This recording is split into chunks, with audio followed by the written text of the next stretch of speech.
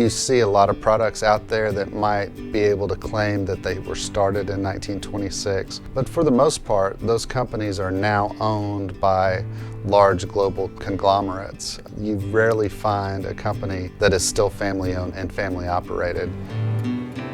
My great-grandparents started Maid in 1926, and I'm the fourth generation in the family that's helping to manage the business, and we've been in Fort Worth since the very beginning.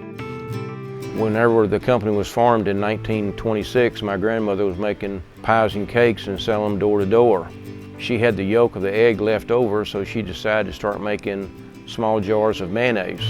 She'd send her kids out with the pie on each hand and jar of mayonnaise under each shoulder, and they weren't allowed back for dinner until they had the product sold. A few years later, my grandfather decided to start making some sandwich spread which required a pickle relish.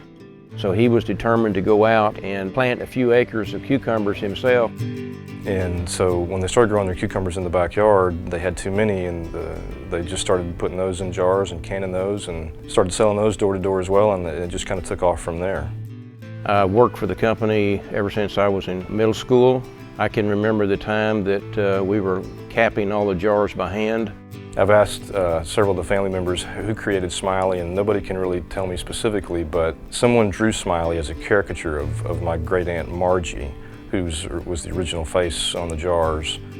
To increase market share in the 60s, Maid purchased a small brand out of South Texas called Del Dixie, and rather than the yellow rose of Texas, we have a red rose on the label. In more recent years, we've added Smiley as the icon to Del Dixie as well.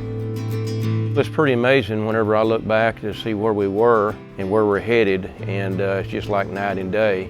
I wish that my grandfather and my grandmother and my dad were here, because they would not believe how the company has grown and continues to grow. A lot of people that have stayed with the company for 20, 30, 40 years, and we still have some people here today that have worked for us for such a long time. And so, I mean, I think that continuity of family being involved with it as well as employees has been part of the success of the company. One of the things that helps us control the quality is just the fact that we buy the seed direct from the seed manufacturer. We plant it, we cultivate it, we water it, we harvest it, we truck it in, we cure it out, we fresh pack it. It's our people, it's us controlling the whole process. And so I'm not sure you see that with other pickle companies, but it's something that's important to us, is to control quality from the seed all the way to the jar.